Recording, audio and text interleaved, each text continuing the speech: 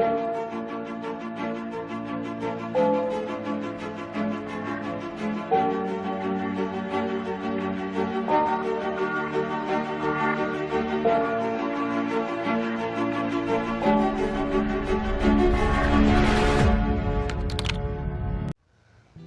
Ramadan adalah salah satu ibadah wajib yang kita jalankan di bulan Ramadan. Allah sudah mewajibkan kita untuk berpuasa di bulan Ramadan. Karena makna kutiba dalam surat Al-Baqarah ayat 183 itu adalah makna wajib. Karena itu kebutuhan fitrah manusia atau kebutuhan fitrah diri kita sendiri. Kenapa Allah menekankan secara wajib? Karena kalau tidak wajib pun kita jarang yang melaksanakan ibadah puasa di bulan Ramadan. Contoh saja yang sederhana, ketika ibadah puasa sunnah, apakah banyak yang menjalankan? Tidak. Atau contoh secara muamalah, ketika ada sekolah yang membebaskan kita untuk masuk sekolah jam berapapun kita boleh masuk, maka kebanyakan kita nggak mungkin berangkat jam 7, ada yang jam 8, jam 9, maka ada sistem kekacauan di situ. Apakah dengan makna wajib ini Allah bagian dari bentuk memerintahkan kita secara otoriter? Bukan otoriter, tapi Allah menegaskan kepada kita bahwa fitrah manusia itu diwajibkan untuk berpuasa untuk kebangkitan dan meningkatkan spirit hidup diri kita. Karena dalam konsep kutiba itu ya, artinya wajib, tentunya itu sudah menjadi rujukan, sudah menjadi prioritas yang akan Allah berikan pada hambanya. Karena oleh sallallahu bi ahkamil hakimin itu sudah pasti bahwa semua ibadah yang Allah ajarkan itu kalau dilaksanakan benar-benar oleh manusia pasti akan membawa manfaat yang agung bagi manusia diri sendiri, bagi manusia itu diri sendiri, tentunya bagi kita.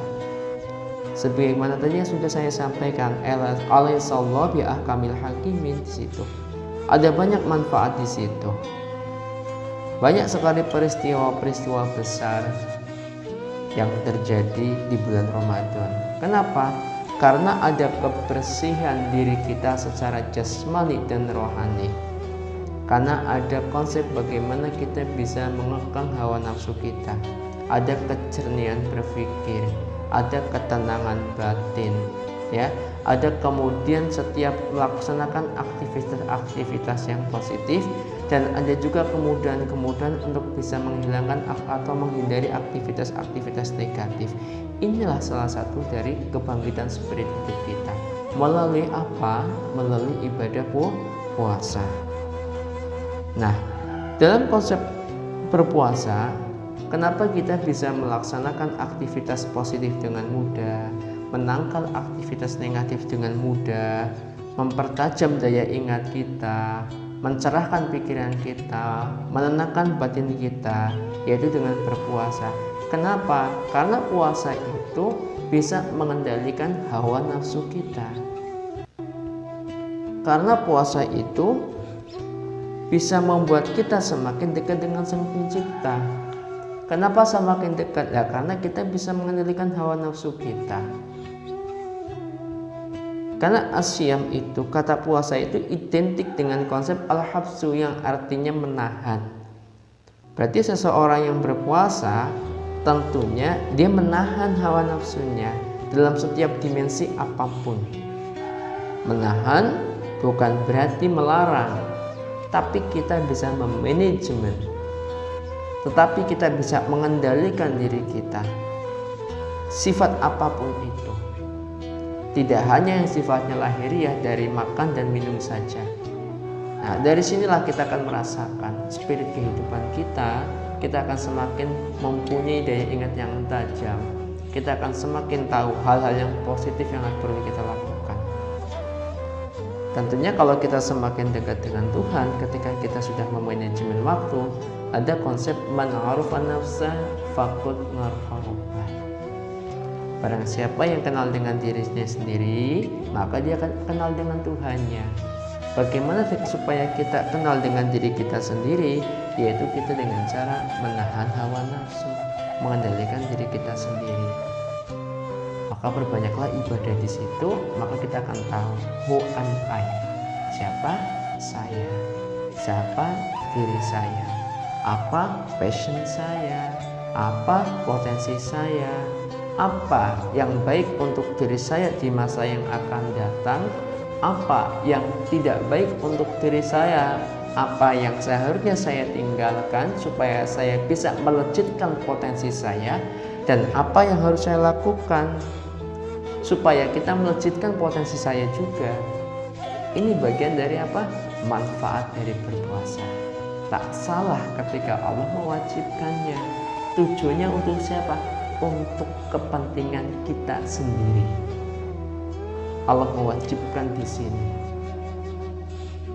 Nah, dalam hal ini kita pun menyadari banyak yang orang berpuasa hanya menjalankan ritual-ritual yang sifatnya itu hanya menahan lapar, menahan haus saja, dan dilakukan di bulan Ramadan saja.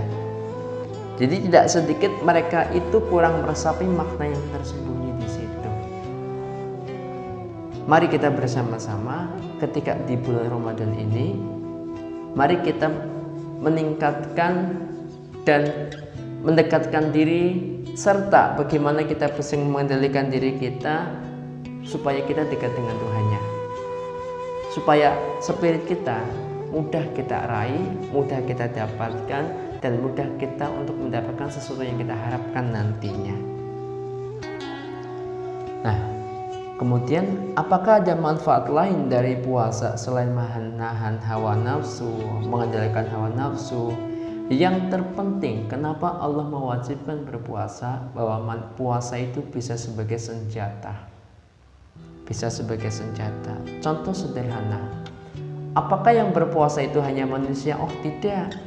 Semua makhluk hidup itu secara garis besar melaksanakan ibadah puasa, tentunya untuk kepentingan diri sendiri juga, untuk meningkatkan spirit hidupnya sendiri. Contoh yang sering atau yang tenar kita dengarkan yaitu tentang kupu-kupu. Setelah ulat, maka dia menjadi kepompong. Setelah menjadi kepompong, dia akan menjadi kupu-kupu.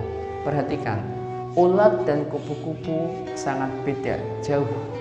Ulat identik dengan keburukannya, maaf sekali.